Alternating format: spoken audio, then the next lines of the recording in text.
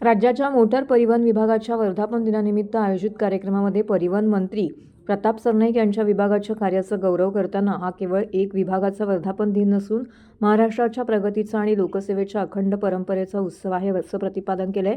वर्धापन दिनानिमित्त उपस्थित मान्यवर अधिकार वर्ग, कर्मचारी बांधव भगिनी आणि नागरिकांना शुभेच्छा देताना सरनाईक म्हणाले की परिवहन विभाग हा राज्याच्या अर्थकारणाचा आणि सामाजिक जीवनाचा कणा आहे।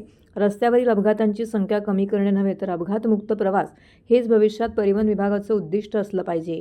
ग्रामीण भागातील शेतकरी, विद्यार्थी, कामगार तसेच उद्योग व्यवसाय करणाऱ्या नागरिकांच्या दैनंदिन जीवनाशी हा विभाग थेट जोडलेला आहे। दुर्गम आदिवासी पाड्यातून ते महानगरांपर्यंत सुरक्षित शिस्तबद्ध वाहतूक सेवा उपलब्ध करून देणे ही विभागाची अभिमानास्पद परंपरा असल्याचं त्यांनी नमूद केलं आहे।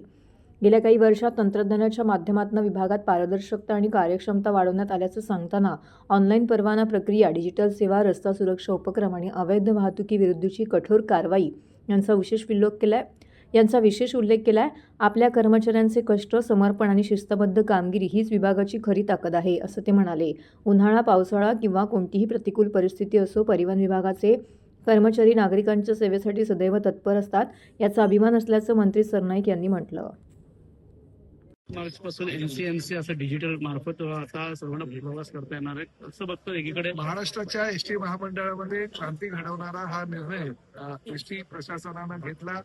परिवहन मंत्री म्हणून मी त्याला मान्यता दिली आणि अतिशय मला आनंदाने हे गोष्ट सांगायची आहे की प्रामुख्यानं अवघ्या काही दिवसातच 1 लाखाचा टप्पा गाठला। काही समाज माध्यमांवर 1 मार्च पासून कंपल्सरी करण्याचा निर्णय एसटी महामंडळानं घेतला वगैरे अशा बातम्या प्रसारित झाल्या, परंतु त्यात काही तथ्य नाही। अतिशय चांगल्या प्रकारे हे कार्ड वितरित होत आहे, लोकांना त्याचा फायदा खूप होतोय आणि एक डिजिटल क्रांती घडवणारा हा निर्णय एसटी महामंडळाचा आहे।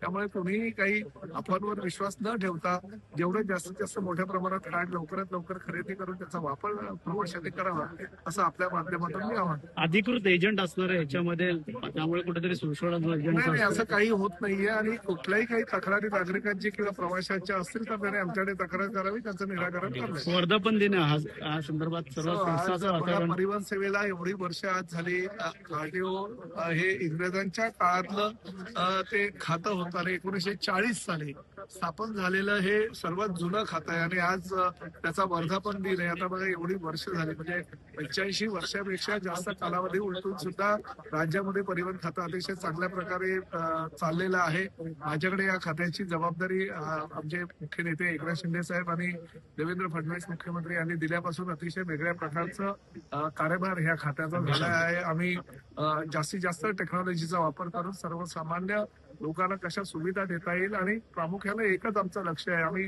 जेब्रू नावाच्या आमच्या एका अतिशय चांगल्या सिंबॉलिक प्रतिमेचं सुद्धा आम्ही डिसेंबरच्या अधिवेशनामध्ये अनावरण केलं आणि रस्ता सुरक्षा हा आमचा त्यामध्ये मूळ उद्देश आहे आणि रस्ता सुरक्षिततेच्या माध्यमातून जास्तीत जास्त सर्वसामान्य लोकांना कसा आरटीओ डिपार्टमेंटचा फायदा होईल याची आम्ही दक्षता घेऊ। सर, आणखी काय बदल होणार का? नवीन बसेस देखील येणार आहेत, त्यामुळे आता 8000 बसेस तर आम्ही आमच्या ताफ्यामध्ये घेतलेले आहे। एसटी महामंडळ सक्षम होत आहे। पूर्वीच्या काळामध्ये नुकसानीत जाणारं एसटी महामंडळ फायद्यात कसं होईल यासाठी आम्ही प्रयत्न करू। सर, इराक आणि इराणचं युद्ध चालू आहे, इस्रायलचं पाहिलं तर यामध्ये फटका मोठ्या प्रमाणात बसू शकतो आपल्याला देखील। त्यामुळे संजय राऊतांचं म्हणणं आहे की कुठेतरी मोदींनी या ठिकाणी खरं तर संजय राऊतांनी आता महाराष्ट्राची सेवा किंवा ह्या देशाची सेवा करत असताना जागतिक पातळीवर ट्रम्प यांच्या बरोबरचं नेतृत्व त्यांचं आहे, त्यामुळे त्यांच्याबरोबर त्यांनी काम करण्याची गरज आहे। कारण शेवटी आम्ही सर्वसामान्य शिवसैनिक आहोत, कार्यकर्ते आहोत। संजय राऊतांनी एवढी मोठी आमची विचारसरणी नाहीये।